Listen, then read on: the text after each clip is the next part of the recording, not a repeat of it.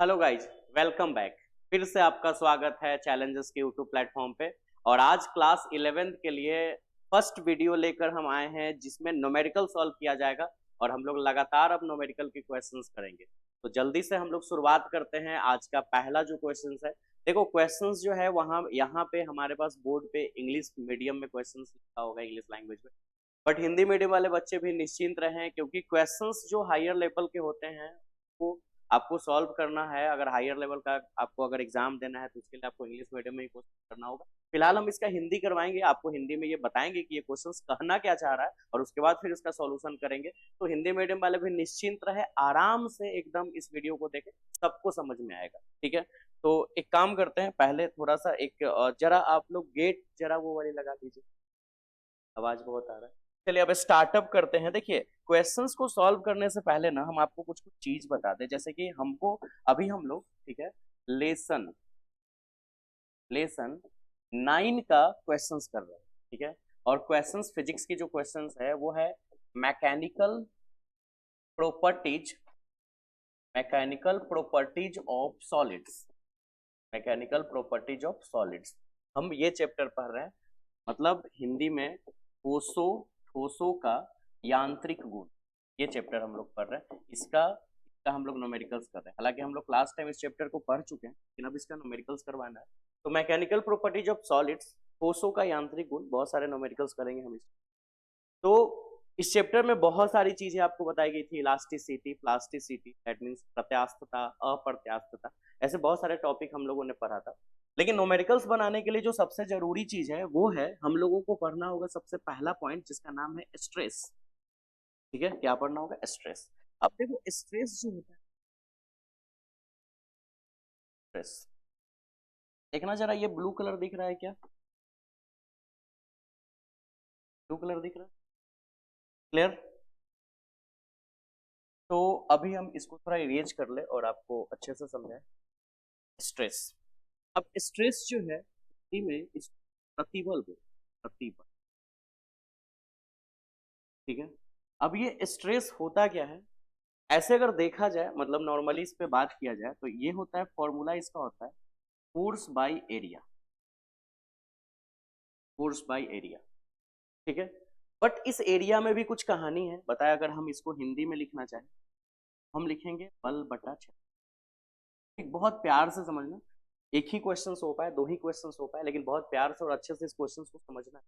तो बल बटा क्षेत्रफल, जिसमें हम लोगों को बात क्या करना है ना, ये जो एरिया है, एरिया, ये जो एरिया है, ये एरिया क्रॉस सेक्शन एरिया पे हम बात कर रहे हैं। Cross section area last time हम आपको समझाए थे, लेकिन हम यहाँ भी आपको समझाते हैं क्रॉस सेक्शन एरिया। हिंदी में यहाँ पे जो ये क्षेत्रफल बात हो रहा है, ये बात हो रहा है अनुप्रस्थ अनुप्रस्थ काट का क्षेत्रफल। ठीक है, अनुप्रस्थ काट का क्षेत्रफल। अब अनुप्रस्थ काट का क्षेत्रफल क्या होता है? सपोज आप एक सिलेंडर ले लो, ये आपके पास एक सिलेंडर है, बेलन है ना, और आप इसको ना छोटे छोटे टुकड़ों में काट, छोटे छोटे टुकड़ों में काटने के बाद इसमें ऐसा ऐसा छोटा छोटा शेप निकले, है ना। तो यही जो है ये क्रॉस सेक्शन काट का, छोटे छोटे पार्ट्स निकलेंगे सर्कल रूप में, वृत्त के आकार में, और ये है अनुप्रस्थ काट का क्षेत्रफल, क्रॉस सेक्शन एरिया। तो यहाँ पे जो क्षेत्रफल है वो क्रॉस सेक्शन एरिया है, यानी अनुप्रस्थ काट का क्षेत्रफल। तो stress equal to force by cross section area, है ना। क्रॉस सेक्शनल एरिया, यहाँ पे थोड़ा वो स्पेलिंग वो कर देते हैं, sectional, sectional, cross sectional area. ठीक है, यानी अनुप्रस्थ काट का क्षेत्रफल, ये सेक्शनल होता है, क्रॉस सेक्शनल एरिया यानी अनुप्रस्थ काट का क्षेत्रफल। तो हम ऐसे नॉर्मली छोटा रूप में याद कर सकते हैं फोर्स बाय एरिया यानी बल बटे क्षेत्रफल, लेकिन याद रखना है कि क्षेत्रफल यहाँ पे है क्या। ठीक है, तो यहाँ पे अब ये नहीं कि जब हमको स्ट्रेस निकालना हो तो हम एरिया इस सिलेंडर का डाल देंगे, नहीं, इसके सिलेंडर का एरिया हम लोग नहीं डालेंगे, इसके ये जो छोटा छोटा टुकड़ा कट रहा है ना, इसका एरिया डालेंगे। ये है क्रॉस सेक्शन एरिया, है ना। सिलेंडर की और इसकी कुछ और होती है, वृत्त है, वृत्त यानी सर्कल, है ना, ये एक सर्कल है, वृत्त है। तो इसकी जो एरिया होगी वो आपको पता है पाई आर स्क्वायर, इसकी एरिया पाई आर स्क्वायर होती है। तो हमको यहाँ पे पाई आर स्क्वायर यूज करना है अगर सिलेंडर का बात हो। सिलेंडर के अलावा अगर कोई दूसरे शेप का बॉडी है तो फिर तब का तब देखा जाएगा, फिलहाल अभी सिलेंडर का है। तो स्ट्रेस फोर्स अपॉन एरिया, प्रतिबल बल बटा क्षेत्रफल, जहाँ क्षेत्रफल क्या है यानी एरिया क्या है वो आपको पता चल, ठीक है। तो ये आपको फॉर्मूला याद रखना है, काफी काम का है, आपको आगे का थ्योरी समझ। अब चलो कुछ और भी बातें हम आपको बताते हैं, जैसे कि स्ट्रेन। स्ट्रेस के बाद आपको ध्यान रखना होगा स्ट्रेन, ठीक है। स्ट्रेन मतलब होता है विकृति। देखो ये ग्रीन कलर दिख रहा है क्या कैमरामैन, विकृति। स्ट्रेस यानी स्ट्रेन, स्ट्रेन यानी विकृति। अब ये क्या होता है, विकृति क्या होता है ये समझते हैं। देखिए अब इसको नॉर्मली इंग्लिश में पहले लिखें तो change in dimension, change in dimension upon original dimension, original, original dimension. Hindi में अगर हम बात करें, लिख ले फिर हम आपको समझाते हैं, थोड़ा सा इसके लेटर को ना वो कर लेते हैं बड़ा मोटा थोड़ा। तो मतलब विकृति हिंदी में समझे, चेंज इन डायमेंशन मतलब वीमा में परिवर्तन, वीमा में परिवर्तन और बटा में प्रारंभिक वीमा। अब वीमा क्या है ना, वीमा में आप कुछ भी यूज कर सकते हैं, वीमा को इंग्लिश में डायमेंशन बोलेंगे, और वीमा के लिए आप लेंथ यूज कर सकते हो यानी लंबाई, आप एरिया भी यूज कर सकते हो यानी क्षेत्रफल, आप वॉल्यूम भी यूज कर सकते हो यानी आयतन। कहने का मतलब ये है स्ट्रेन की भी अलग अलग टाइप होती है, लेकिन वो क्लास टाइम पर है गया। तो स्ट्रेन की कोई भी टाइप हो, कितना भी टाइप का हो, ठीक है, उसमें एक बात कॉमन क्या है ना, कि स्ट्रेन का मतलब क्या है कि change in dimension upon original dimension. For example change in length upon original length भी बोल सकते हैं, change in area upon original area बोल सकते हैं, है ना। ऐसे डायमेंशन जो भी चेंज हो रहा है। अब इसको हम डिटेल में समझाते हैं। मान लो ये पेन है मेरे पास, एक स्मार्ट पेन है मेरे पास, इसी से मैं लिखता हूँ इस बोर्ड पे। इस पेन की कोई लेंथ है एल, इसकी लेंथ एल है। मैंने इस पे फोर्स लगा के इसको थोड़ा स्ट्रेच कर दिया, थोड़ा फैला दिया, है ना। फैलाने के कारण से इसकी लेंथ थोड़ी बढ़ गई। मान लो लेंथ एल ना मान के 10 सेंटीमीटर मान लेते हैं, इसकी लेंथ 10 सेंटीमीटर। हम इस पे फोर्स लगा के इसके लेंथ को 10 सेंटीमीटर से कर दिए 12 सेंटीमीटर, मतलब टोटल लेंथ 12 सेंटीमीटर। तो ये 10 से 12 हुआ, इसका मतलब 2 सेंटीमीटर इंक्रीज कर गया, 2 सेंटीमीटर बढ़ा। तो आप बताइए कि इसके लेंथ में कितना चेंजिंग आया, 2 सेंटीमीटर। तो जितना चेंजिंग आया 2 सेंटीमीटर चेंजिंग आया, तो 2 सेंटीमीटर ऊपर लिख दिए। और इसकी जो ओरिजिनल लेंथ थी, शुरुआत में इसकी लेंथ रही कितनी थी, तो 10 सेंटीमीटर, है ना। तो जो चेंज हुआ, जितना चेंज हुआ, यानी कि 10 से 12 हो गया तो हम 12 सेंटीमीटर लिखेंगे, नहीं 10 से 12 हुआ तो चेंज कितना हुआ 2 सेंटीमीटर, तो 2 सेंटीमीटर लिख दिए। और अब वो देखेंगे कि ओरिजिनल इसकी लेंथ क्या थी, तो ओरिजिनल 10 सेंटीमीटर, तो मैंने यहाँ पे 10 सेंटीमीटर लिख दिया। और ये जो सॉल्व करके रिजल्ट आया, ये जो सॉल्व करके रिजल्ट आया, ये आपका स्ट्रेन मिल गया। इसी तरह लेंथ पे ना बात करके हम एरिया पे भी बात कर सकते हैं, एरिया में जो चेंजिंग आया वो, और ओरिजिनल जो एरिया है वो, उन दोनों का भी अगर हम रेशियो निकालें, ठीक है, और जो रिजल्ट आएगा वो स्ट्रेन होगा। तो यहाँ पे एक और बात समझना है, स्ट्रेन निकालना तो आप समझ गए, इसके साथ साथ एक और बात समझो। स्ट्रेन में ये कैंसिल हो जाएगा, स्ट्रेन को हिंदी में विकृति बोलते हैं, वहां पे लिखा, अगर ये कैंसिल हो जाएगा सिर्फ एक नंबर बनेगा 1/5, यहाँ पे कोई भी यूनिट नहीं बना। इसकी एक याद करने वाली बात क्या है बाबू, कि ये इसकी जो यूनिट होती है, नो यूनिट, डायमेंशन लेस है, कोई यूनिट नहीं होती इसकी, बस एक नंबर दी हुई है। इसकी यूनिट की बात करो तो इसकी यूनिट क्या होगी, फोर्स बाय एरिया, तो फोर्स का होता है न्यूटन, ऐसा यूनिट पे बात कर रहे हैं, और एरिया का पर मीटर, मीटर स्क्वायर, तो न्यूटन पर मीटर स्क्वायर हो जाएगा। अब चाहे क्रॉस सेक्शनल एरिया हो या कोई भी एरिया हो, है एरिया, तो न्यूटन पर मीटर स्क्वायर, उसकी कोई यूनिट नहीं रहे। हम आपको स्ट्रेस समझा दिए, हम आपको स्ट्रेन समझा दिए। आप कॉपी कलम हमेशा लेके बैठे पढ़ने के लिए, आप इसका स्क्रीनशॉट ले लें, फिर हम आगे बढ़े और भी कुछ कुछ टॉपिक जिसके कारण से आप आगे की न्यूमेरिकल कर सको, है ना। तो चलो ये उतारो आप इसको स्क्रीनशॉट ले लो। स्ट्रेस बता दिया हमने, स्ट्रेन की। अब देखिए,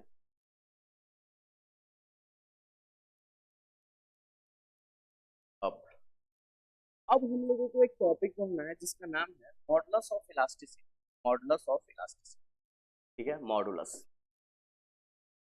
मॉडुलस ऑफ इलास्टिसिटी, है ना, मॉडुलस ऑफ इलास्टिसिटी यानी प्रत्यास्थता गुणांक बोलते हैं, प्रत्यास्थता, प्रत्यास्थता मॉडुलस ऑफ इलास्टिसिटी, है ना। तो या फिर हम इसको कोफिशिएंट ऑफ इलास्टिसिटी भी बोलते हैं, coefficient of elasticity, modulus of elasticity या फिर कोएफिशिएंट ऑफ इलास्टिसिटी, प्रत्यास्थता गुणांक। अब ये है क्या, देखो तो बहुत सारे थ्योरी के बेस पे, बहुत सारे थ्योरी के बेस पे ये पता चला कि स्ट्रेस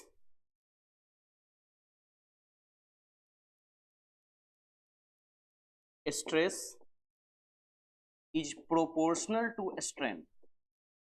बहुत सारे थ्योरी के आधार पर यह पता चला कि स्ट्रेस मतलब प्रतिबल, अभी हमने स्ट्रेस और स्ट्रेन दोनों पढ़ाया, स्ट्रेस मतलब प्रतिबल है ना, और स्ट्रेन भी हमने आपको पढ़ाया, विकृति, दोनों आपने पढ़ा, इसकी यूनिट होती है, इसकी कोई यूनिट नहीं। ये एक दूसरे का क्या होता है, एक दूसरे का डायरेक्टली प्रोपोर्शनल, मतलब एक चेंज होगा दूसरा भी सेम चेंज होगा। ऐसा क्यों हो रहा है, तुम सोचो। स्ट्रेस क्या है, फोर्स बाय एरिया, एरिया पे हमने फोर्स लगाया। अच्छा, किसी बॉडी के लेंथ में भी इसकी लेंथ कब चेंज करेगी, इसलिए इसकी लेंथ तब चेंज करेगी जब हम इस पे कोई फोर्स लगाए। हम इस पे एक फोर्स लगाएंगे तो इसकी लेंथ चेंज करेगी। तो जितना ज्यादा फोर्स हम लगाएंगे है ना, उतना ज्यादा इसमें चेंजिंग आएगी। तो अब बताओ कि जितना ज्यादा हम फोर्स लगाएंगे उतने ज्यादा चेंजिंग आएगी लेंथ में, और चेंजिंग आएगा मतलब स्ट्रेन बढ़ेगा। लेंथ चेंज हुआ इसका मतलब लेंथ अगर इंक्रीज कर रहा है तो स्ट्रेन भी इंक्रीज कर रहा है, और स्ट्रेन इंक्रीज कब कर रहा है, जब फोर्स लगा रहे हो। और स्ट्रेस एक फोर्स ही तो है, स्ट्रेस एक फोर्स ही तो है पर यूनिट एरिया के लिए, यूनिट एरिया के लिए, पर यूनिट एरिया के लिए। एक क्रॉस सेक्शनल एरिया पे अगर बात करें, per unit cross sectional area पे जो फोर्स है वही तो स्ट्रेस है, यानी कि प्रति एकांक अनुप्रस्थ काट के क्षेत्रफल पे जो बल लग रहा है वही आपका प्रतिबल है। सिंपल सा बात है। तो जब ये फोर्स बढ़ेगा, लेंथ बढ़ेगा, और इसके कारण स्ट्रेन भी बढ़ जाएगा, तो दोनों हुआ एक दूसरे का डायरेक्टली प्रोपोर्शनल। तो stress is proportional to strain, यानी कि प्रतिबल विकृति का समानुपाती हुआ है ना। और अगर हम यहाँ पे एक कांस्टेंट, एक काम करते, हिंदी को ना इधर साइड में ही लिख देते आपके लिए, आपके सहूलियत के, प्रतिबल। और ऐसा कर सकते हैं, आप देखो स्ट्रेस, इस साइन को अगर इक्वल में बदले तो एक कोई कांस्टेंट डालेंगे, कोई भी एक कांस्टेंट डाल लेते हैं, एक कांस्टेंट इनटू स्ट्रेन है ना। यहां भी अगर हम बात करें प्रतिबल, और अगर हम प्रोपोर्शनल साइन को इक्वल में बदले, एक कांस्टेंट, एक नियतांक डालना होगा है ना, और विकृति तो ये पहले से है ही। और यही जो आपने नियतांक डाला, ये जो आपने नियतांक डाला है, ये कांस्टेंट डाला है, ये यही जो है, इसी को हम लोग मॉडुलस ऑफ इलास्टिसिटी यानी कोएफिशिएंट ऑफ इलास्टिसिटी, प्रत्यास्था गुणांक बोलाते हैं। ठीक है, जिसका 3 पार्ट होता है, लेकिन हमको तीनों पार्ट पे अभी बात नहीं करना क्योंकि पूरा चैप्टर ही पढ़ाना पड़ेगा।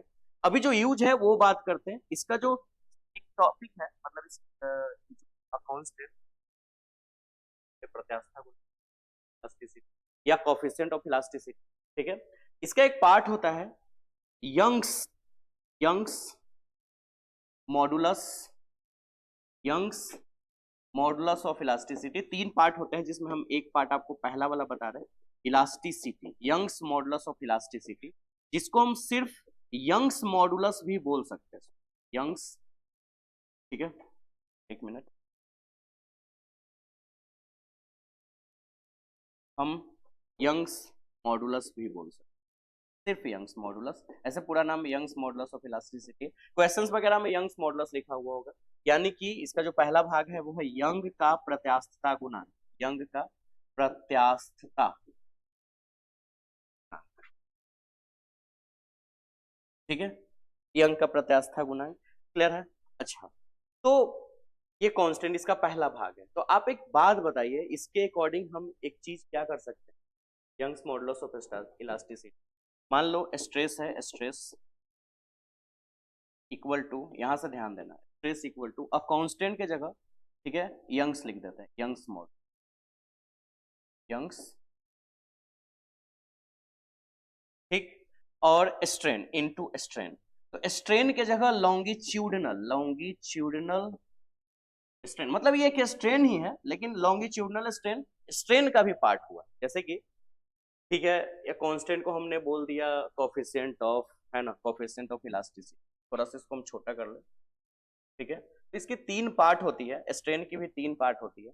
तो स्ट्रेन का एक भाग है, स्ट्रेन का जो एक पार्ट है उसका नाम लॉन्गिट्यूडनल स्ट्रेन, और स्ट्रेस की भी पार्ट होती है, उसकी भी एक होती है पार्ट लॉन्गिट्यूडनल स्ट्रेस।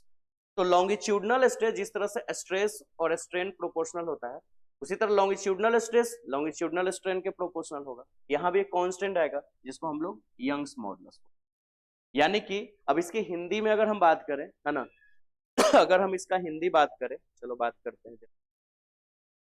यंग का प्रत्यास्था गुण, ठीक। तो अनु अनुदैर्ध्य, लॉन्गिट्यूडिनल मतलब अनुदैर्ध्य। तो अनुदैर्ध्य स्ट्रेस मतलब प्रतिबल, अनुदैर्ध्य प्रतिबल, ठीक है, बराबर बराबर जो रिजल्ट कांस्टेंट आया उसके जगह पर हम लोग यंग का प्रत्यास्था गुणांक लिखेंगे। यंग का प्रत्यास्था गुणांक, यंग का प्रत्यास्था गुणांक गुना गुना फिर आपको लॉन्गिट्यूडिनल स्ट्रेन लिखना है। इसका मतलब अनुदैर्ध्य, अनुदैर्ध्य विकृति, है ना, विकृति, ये आपका फॉर्मूला होगा। तो आप इसका स्क्रीनशॉट ले तो हम आगे बढ़े इसमें। आप जल्दी से इसका स्क्रीनशॉट ले लिए, ठीक है। ये सारा फॉर्मूला आपके बुक में होगा। अब चलो देखो, सॉरी आपके नोट्स में हमने आपको पढ़ाया था। तो लॉन्गिट्यूडिनल स्ट्रेन, ठीक है। तो आप अगर एक बात करो, अगर मुझे यंग्स मॉडुलस का रिजल्ट निकालना हो, इसका वैल्यू निकालना हो, तो लॉन्गिट्यूडिनल स्ट्रेन को उस तरफ ले जाके डिवाइड में कर देंगे, है ना। लॉन्गिट्यूडिनल स्ट्रेस के डिवाइड में लॉन्गिट्यूडिनल स्ट्रेन चला जाएगा। मतलब अनुदैर्ध्य प्रतिबल, यंग का प्रत्यास्था गुणांक गुना अनुदैर्ध्य विकृति। अगर मुझे यंग का प्रत्यास्था गुणांक निकालना हो तो इस अनुदैर्ध्य विकृति को उठा के यहाँ रख देते, तो ये यहाँ मल्टीप्लाई में उधर जाके डिवाइड में चला जाएगा। अनुदैर्ध्य प्रतिबल बटा अनुदैर्ध्य विकृति मतलब लॉन्गिट्यूडिनल स्ट्रेस बटा लॉन्गिट्यूडिनल स्ट्रेन। समझ पा रहे होगा आप लोग, है ना। चलो, मजा आ रहा है आपको। अब देखो, तो इसका मतलब longitudinal strain stress, longitudinal stress by longitudinal strain, और ये हो गया यंग्स मॉडुलस, और इसको कैपिटल वाई से रिप्रेजेंट करते हैं, वाई, है ना।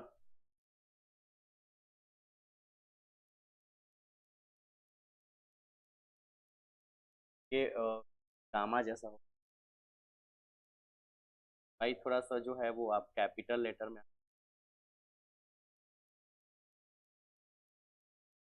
तो ये जो है, ठीक है, आप यंग्स मॉडुलस लिख लेना।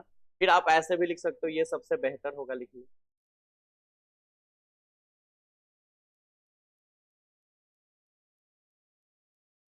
आप ऐसे लिख लो, यही ज्यादा बेहतर लग रहा है। तो आप यंग्स मॉडुलस को वाई से रिप्रेजेंट, तो मैं यहाँ डाल, ठीक।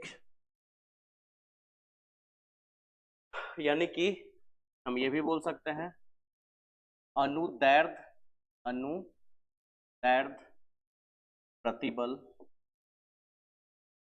बटा अनुदैर्ध्य विकृति, है ना। अनुदैर्ध्य प्रतिबल बटा अनुदैर्ध्य, क्लियर। ये यंग्स मॉडुलस का रिजल्ट हो गया, ठीक, क्लियर। तो ये फॉर्मूला हम इसको शॉर्ट में सिर्फ स्ट्रेस बाय स्ट्रेन भी लिख सकते हैं, मान लो लॉन्गिट्यूडिनल के रूप में हो। अरे चाहे कोई भी हम ये जो ये है मॉडुलस ऑफ इलास्टिसिटी या कोएफिशिएंट ऑफ इलास्टिसिटी, प्रत्यास्था गुणांक, इसकी तीन पार्ट है जिसमें यंग्स हमने बताया, बल्क है, ऐसे आगे हम आपको बताएंगे। तो चाहे जो भी हो, वो होगा तो स्ट्रेस बाय स्ट्रेन। हाँ, यहाँ पे लॉन्गिट्यूडिनल स्ट्रेस है, वहां पे कोई और होगा, लेकिन होगा स्ट्रेस बाय स्ट्रेन मतलब प्रतिबल बटा विकृति। इस कॉन्सेप्ट को आप समझ गए। आप इसका स्क्रीनशॉट ले लें और फिर हम लोग अब क्वेश्चंस करते हैं। ऐसे बहुत सारे फॉर्मूला होंगे, लेकिन आपने कुछ दिन पहले, एक महीना पहले आपने पढ़ा था, तो मैंने इस थोड़ा सा रिमाइंड कर दिया कि आप क्वेश्चंस आपको बनाना आसान हो, ठीक है।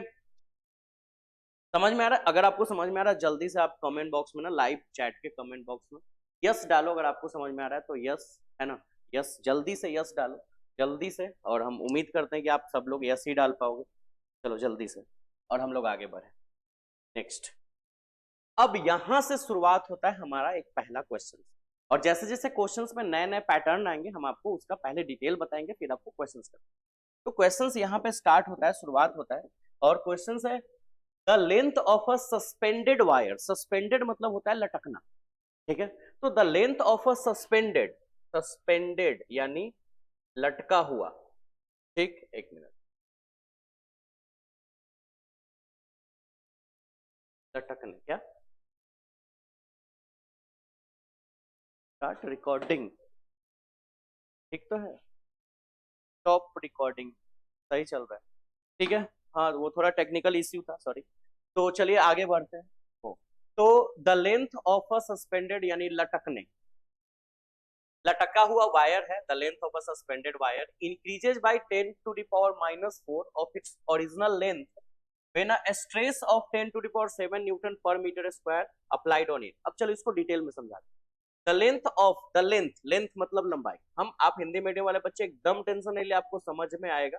द लेंथ, इतना तो आप समझ ही रहे हो, एक लंबाई of a suspended wire, wire मतलब तार, एक लटके हुए तार है ना, एक तार लटका हुआ है, लटके हुए तार की जो लंबाई है वो इंक्रीजेज, इंक्रीजेज मतलब वृद्धि हो रही, वृद्धि हो रही है, बढ़ रही है, कितना, बाई 10 टू द पावर -4, 10 के पावर -4 से बढ़ जा रही है ना, मतलब इतना बढ़ जा रही है 10 टू द पावर -4, इतना रेंज उसका बढ़ जा रहा है। Of its original length, original length मतलब इसकी वास्तविक जो लंबाई है, वास्तविक लंबाई से 10 टू द पावर -4 बढ़ जा रहा है। एक लटका हुआ वायर है, इसकी लेंथ जो है, इसकी लंबाई जो है वो 10 टू द पावर -4 बढ़ जा रहा है इसके ओरिजिनल लेंथ।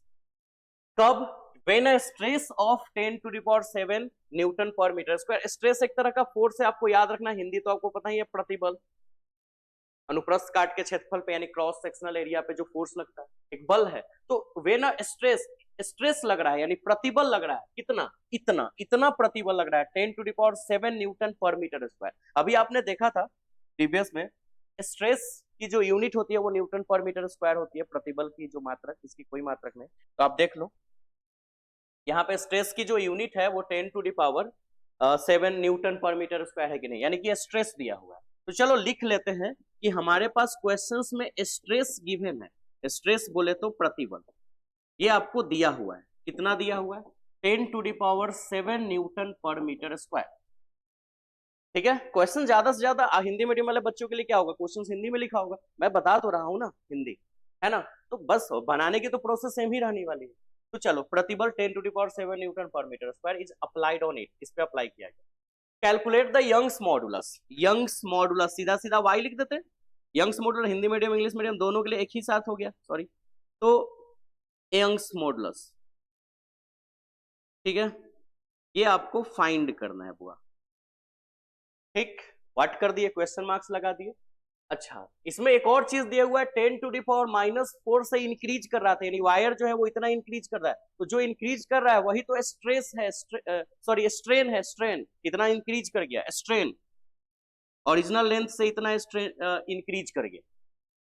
ठीक है, तो स्ट्रेन जो है जिसकी फॉर्मूला होती है डेल्टा एल बाई एल, मैं यहाँ पे एक चीज बताना भूल गया, मैं आपको वहां बता दूं।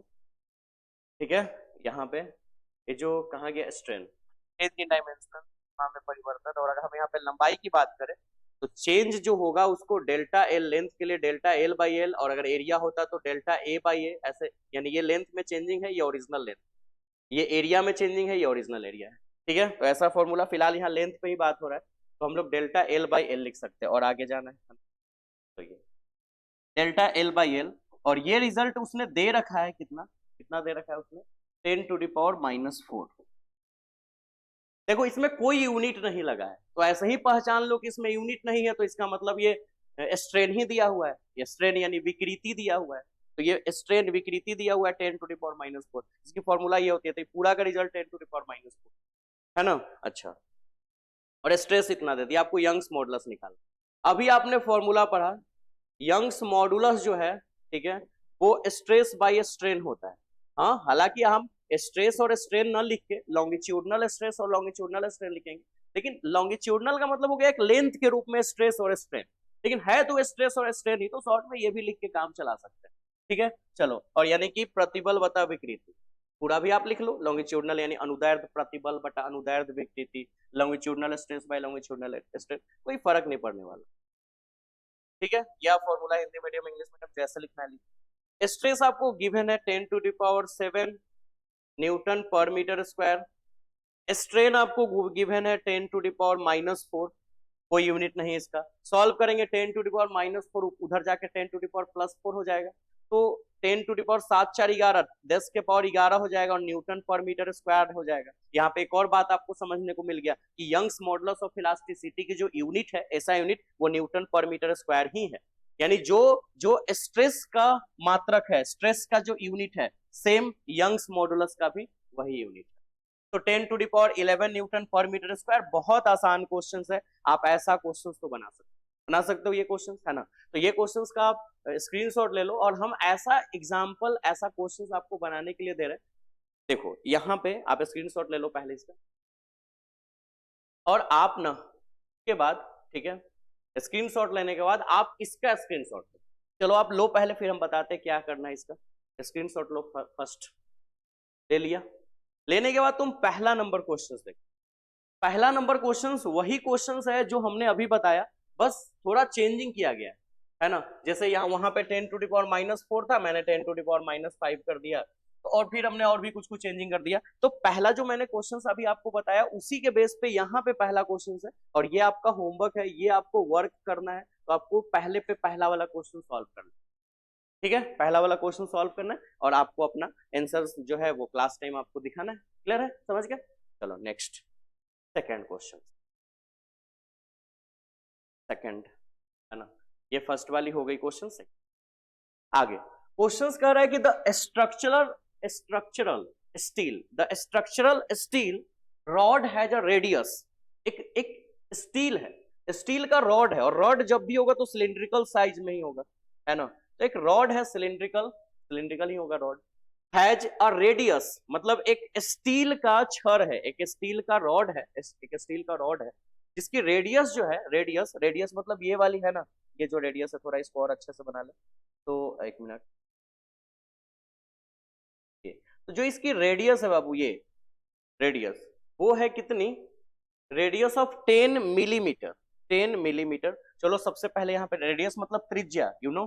तो इसकी जो सॉल्यूशन है उसमें हम आपकी इसका रेडियस लिख देते हैं 10 मिलीमीटर। हर यूनिट जो है वो होनी चाहिए एसआई में, तो मिलीमीटर को मीटर में बदलते हैं, तो मिलीमीटर को मीटर में बदलने के लिए 10⁻³ से मल्टीप्लाई करना होगा, क्योंकि 1 मिलीमीटर बराबर 10⁻³ मीटर होता है। तो मिली की जगह मैंने 10⁻³ छोड़ दी, मीटर वही रह गया, है ना, ये हो गया।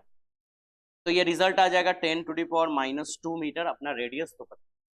आगे, एंड लेंथ ऑफ 1 मीटर, और इसकी जो लेंथ है, इसकी जो ये लेंथ है वो 1 मीटर है एरिया की, सॉरी वायर की। तो वायर की लेंथ मतलब लंबाई जो है वो 1 मीटर। आप आराम से अगर एक वर्ड को अच्छे से पढ़ोगे ना, आपको हिंदी में हो क्वेश्चन, इंग्लिश में, सब समझ में आने वाला, ठीक है। और अच्छे एग्जाम के लिए आपको इंग्लिश मीडियम पे आना होगा।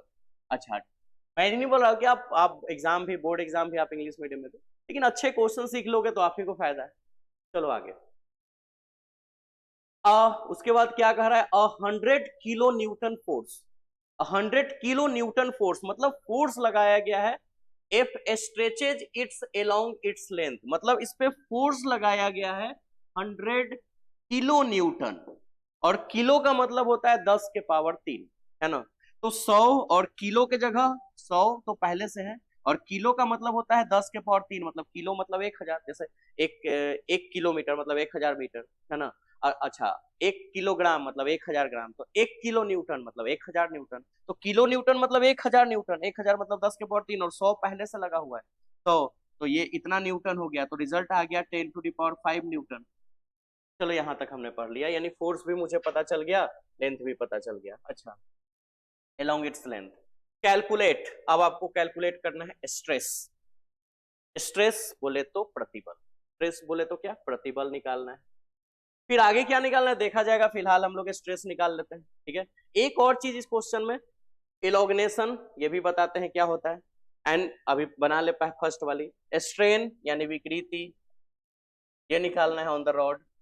गिवन दैट यंग्स मॉडुलस दिया हुआ है, यंग्स मॉडुलस दिया हुआ है, तो ये भी हम लिख ही लेते हैं कहीं साइड में, काम करते हैं इस भाई साहब को, है ना, थोड़ा साइड करते हैं, और यहाँ पे यंग्स मॉडुलस की जो है वो वैल्यू लिख लेते हैं,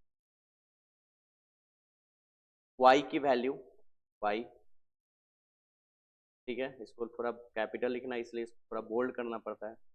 तो यंग्स जो है वो है 2.0 इंटू 10⁻11 न्यूटन पर मीटर। बहुत आसान क्वेश्चन, ठीक है। चलो आगे बढ़ते हैं, और हम लोग अब देखते हैं इसका सॉल्यूशन क्या होगा, ठीक है। नेक्स्ट पेज में जाना होगा हमें। तो सबसे पहले स्ट्रेस निकालते हैं, स्ट्रेस। अब ए नंबर, स्ट्रेस जो होता है बाबू, स्ट्रेस वो होता है फोर्स बाय एरिया, अभी आपने पढ़ा, और एरिया भी कौन वाली एरिया, ये अभी हमने आपको बता दी। प्रतिबल, बार बार बात बोलते रहेंगे तो फिर ये वीडियो लंबा होते चला जाएगा। प्रतिबल बराबर बल बटा क्षेत्रफल, और क्षेत्रफल भी कौन सा, तो अनुप्रस्थ काट का क्षेत्रफल, शॉर्ट में ऐसे हम लिख सकते हैं फास्ट क्वेश्चंस करने के लिए। अब फोर्स, फोर्स फोर्स मुझे पता है, और एरिया कितना पता है, एरिया नहीं पता, एरिया पता कर लेंगे। फोर्स बताओ कितना है, 10⁵ न्यूटन, 10⁵ न्यूटन। एरिया कितना है बाबू पता है आपको, एरिया कौन वाले लेना है, क्रॉस सेक्शनल एरिया यानी अनुप्रस्थ काट का क्षेत्रफल। और अनुप्रस्थ काट का क्षेत्रफल मतलब सिलेंडर के लिए अनुप्रस्थ काट का क्षेत्रफल, वायर जो होता है, रड जो होता है वो सिलेंडर रूप में होता है, इसको छोटे छोटे टुकड़े में काटे, इसमें से वृत्त निकलेगा, वृत्त सर्कल, और सर्कल की जो एरिया होती है वो पाई आर स्क्वायर होती है, पाई आर स्क्वायर। तो 10⁵ न्यूटन, पाई की वैल्यू आपको पता है ना, कितना, 3.14 गुना, आर की वैल्यू उसने दे रखा है, रेडियस उसने दे रखा था 10⁻⁻2 है ना, और 10⁻⁻2 को हम 0.01 मीटर लिख सकते, नहीं लिख सकते, अरे 10⁻⁻2 का मतलब हो गया 1/100, इसको सॉल्व कर लो 0.01 मीटर हो जाएगा। मैंने उसको पूरा सॉल्व कर दिया है ना। अच्छा, नहीं भी सॉल्व करे तो 10⁻⁻2 ही लिख दो, क्या दिक्कत है उससे, कोई फर्क नहीं पड़ने वाला, बस कैलकुलेशन सही होना चाहिए। चलो तुम्हारे मर्जी के अनुसार 10⁻⁻2 ही लिख देते, चाहते हैं, हमको पता है तुम यही चाह रहे हो। अच्छा, यही चीज सेम, यही सेम सिचुएशंस है ना, इधर भी करेंगे, हिंदी में लिखा हुआ है, सिर्फ फॉर्मूला ही चेंज होगा ना, बाकी सब तो वही रहना है। चलो ये हो गया, अब सॉल्व करो। अब हम एक जगह पे सॉल्व करेंगे और बाकी आप दूसरे जगह आप कर लेना, अरे सेम ही चीज तो है, वही वाला यहाँ लिखा है। अब देखो 10⁵ और ये 10⁻⁻4 हो जाएगा, 2 से -2 से 2 में मल्टीप्लाई होकर -4 ऊपर ले जाओ तो 10⁻ हो जाएगा 9, 10⁹ न्यूटन, और डिवाइडेड में 3.14, और एक और चीज जब एरिया निकल रहा है तो ये रिजल्ट मीटर स्क्वायर हो जाएगा, तो न्यूटन बटा मीटर। अब इसको सॉल्व है ना, तो एक को डिवाइड कर देते हैं, मान लो यहाँ पे 1 मल्टीप्लाई में जरूर होगा, तो 1 को डिवाइड कर देते हैं 3.14 से, ठीक है, 1 को डिवाइड कर देते हैं 3.14 से, 1 डिवाइडेड बाई 3.14, एक मिनट आपको डिवाइड करके हम आपको दिखाते हैं, 1 divided by 1 divided by 3.14, result 0.3184, 0.3184, 0.3184 into 10⁹ पहले से है न्यूटन पर मीटर। आप ये भी आंसर छोड़ सकते हैं, डेसिमल को आप आगे पीछे भी कर सकते हैं, अब आपकी मर्जी, यहाँ के बाद अरेंजमेंट करना आपका काम। फिलहाल ये आंसर हो चुका है, बहुत आसान क्वेश्चन था, आप इस क्वेश्चन को तो निकाल लिए। एक क्वेश्चन, इस दूसरे क्वेश्चन में, इसमें एक और क्वेश्चन है एलोंगेशन, एलोंगेशन आपको निकालना है। एलोंगेशन क्या होता है कि कितना लेंथ, अगर हमने फोर्स लगाया इस बॉडी पे और ये इसकी लेंथ चेंज हुई तो कितना चेंज है, ये एलोंगेशन है, इसको हम डेल्टा एल से रिप्रेजेंट करते हैं। तो यंग्स के ही बेस पे ये निकलेगा, यंग के फॉर्मूला के बेस पे, तो ये जो बी है वो निकालते हैं, ठीक है। यंग्स का जो फॉर्मूला है वो आपने पढ़ा, स्ट्रेस बाय स्ट्रेन है ना, और यानी कि प्रतिबल बटा विकृति, और पूरा इसका जो फॉर्मूला था वो था लॉन्गिट्यूडनल स्ट्रेस बाय लॉन्गिट्यूड, प्रतिबल बटा विकृति, ठीक। अभी आप अब आप आगे सुनो कि स्ट्रेस तो मुझे पहले से पता है, स्ट्रेस मैंने निकाल रखा है, ठीक है, स्ट्रेस हमने निकाल रखा है, तो स्ट्रेस बढ़िया बात है, मेरा निकल चुका है स्ट्रेस इतना 0.3184 इंटू 10⁹ इसको हम ऐसे भी अरेंज कर सकते हैं 3.184 इंटू 10⁸, बुक में जो हमारा आंसर है वो यही गिवन है, तो हम ऐसे भी आंसर छोड़ सकते हैं, ठीक है। यही रिजल्ट ले लेते हैं 3.184 इंटू 10⁸ अपॉन स्ट्रेन होता है डेल्टा एल बाई एल, और y भी आपका दिया हुआ है, यंग्स मॉडुलस आपको क्वेश्चंस में दिया हुआ है 2.0 इंटू 10⁻11, 2.0 इंटू 10⁻11 दिया हुआ है। अब इसमें इसका वैल्यू निकालना है डेल्टा एल का, और मेरे अंदाज से इस एल की भी वैल्यू आपको गिवन होगी, चलो देखते हैं कैसे। 2.0 इंटू 10⁻11 ठीक इक्वल टू 3.184 इंटू 10⁸ इंटू ये एल ऊपर चल जाएगा और अपॉन डेल्टा एल। अगर हमको डेल्टा एल का वैल्यू निकालना हो तो डेल्टा एल को यहां कर देते हैं, ये पूरा वहां चला जाएगा डिवाइड में, 3.184 into 10⁸ into L divided by 2.0 into 10⁻11, और मेरे अंदाज से एल भी गिवन होना चाहिए, एल गिवन जरूर होगा है ना, एल 1 मीटर गिवन है वहां पे 1 मीटर। तो चलो हम यहाँ पे एल के जगह पर जो है वो 1 मीटर डाल दें और इसको कर देना है। चलो solve. Delta L equal to 3.184। ठीक है, अब देखो 3.184 इंटू 10⁸ है ये क्वेश्चंस। एक काम करते हैं 10⁸ और 10⁻11 मिलके हो जाएगा 10⁻−3। ठीक है, और 3.184 को 2 से डिवाइड कर देते हैं। 3.184 को 2 से 3.184 को 3.184 डिवाइडेड बाई 2.0 दैट मीन्स 2। 2.0 भी लिखे तो क्या फर्क पड़ता है ना। रिजल्ट 1.592 1.592 कितना मीटर हो गया आंसर। आप इसको ऐसे भी लिख सकते हो delta L equal to 1.592 millimetre, क्योंकि 10⁻³ का मतलब मिली होता है, तो हम इसके जगह पर मिली लिख दिए, मिलीमीटर। ये भी आंसर हो सकता है, अब दोनों में से कोई भी आंसर छोड़ सकते हो। तो ये आपका सेकंड क्वेश्चन हो इसी का। ठीक है, और अब हम लोग चलते हैं इसका तीसरा क्वेश्चन। चलो आगे बढ़े। ठीक है, एक मिनट। सी नंबर जो क्वेश्चन है वो क्या है वो सुनो। सी नंबर जो क्वेश्चन कहा गया, strain on the rod, strain निकालना, स्ट्रेन स्ट्रेन। ठीक है, तीसरा नंबर आपको स्ट्रेन निकालना। और आप सबको पता है कि स्ट्रेन होता है delta L by L. Strain बोले तो विकृति, delta L by L. Delta L तो मुझे नहीं पता था, लेकिन अभी हमने डेल्टा एल निकाल लिया है। 1.592 इंटू 10⁻⁻3 1.592 इंटू 10⁻⁻3 और एल हमको गिवन है 1 मीटर। एल हमने यहाँ 1 मीटर लिखा था और वहां पे भी हमको एल लिया हुआ है 1 मीटर, तो हम यहाँ एल की वैल्यू 1 मीटर, एल 1 मीटर।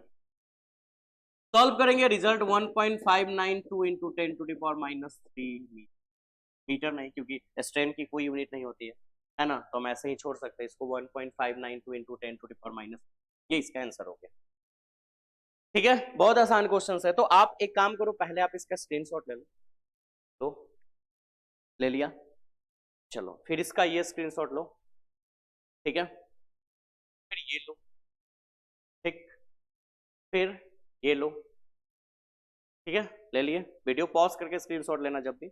और अभी जो हमने क्वेश्चंस किया इसी के बेस पे आपके पास एक क्वेश्चन है यहाँ पे, क्वेश्चन नंबर 2। आप इसको ये बनाना है। ठीक है, एक मिनट। हमने क्वेश्चंस बनाया इसी के जैसा, आपके पास यहाँ क्वेश्चन है, इसका आप स्क्रीनशॉट ले चुके हैं। तो दूसरा वाला जो क्वेश्चन है, दूसरे के अकॉर्डिंग आप ये वाली क्वेश्चंस करो। ठीक है, सेम क्वेश्चन है, बस आपको थोड़ा थोड़ा इसमें चेंजिंग किया हुआ रहेगा। तो आपको इस क्वेश्चन का सॉल्यूशन करना है, आपको क्लास टाइम दिखाना है ना।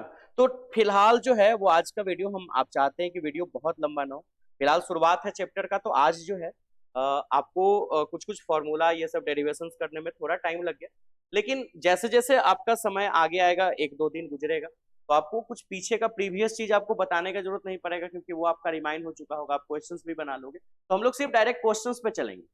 हमको थ्योरी बताने का जरूरत नहीं पड़ेगा, मुझे फॉर्मूला बताने का जरूरत नहीं पड़ेगा, मुझे यूनिट बताने का जरूरत नहीं पड़ेगा, तो बहुत आसान हो जाए। तो अभी शुरुआत है, न्यूमेरिकल से स्टार्टअप है, तो मैंने कुछ थियोरेटिकल चीज भी बताया, जिसके कारण थोड़ा वीडियो लंबा हो गया। तो हम नहीं चाहते कि वीडियो लंबा हो, आप पे बर्डन हो, क्योंकि आपको ऑफलाइन क्लासेस भी करना है, ऑनलाइन भी क्लासेस करना है, होमवर्क भी करना है, तो थोड़ा ही पढ़े, बेहतर पढ़े। ठीक है, और नेक्स्ट वीडियो में अब ज्यादा क्वेश्चंस कर पाएंगे, 2 या 3 क्वेश्चन कर पाएंगे। तो आज फिलहाल इतना पे ही हम लोग रोकते हैं। दोनों क्वेश्चंस का आंसर आपको करना है ना, मुझे भरोसा है कि आप ये करोगे। तो चलो, अपना ख्याल रखो और होमवर्क जरूर करो, खूब पढ़ो। और छठ पूजा आने वाला है, इसकी बहुत सारी शुभकामनाएं आपको, और मिलते हैं फिर नेक्स्ट वीडियो में इसी उमंग के साथ।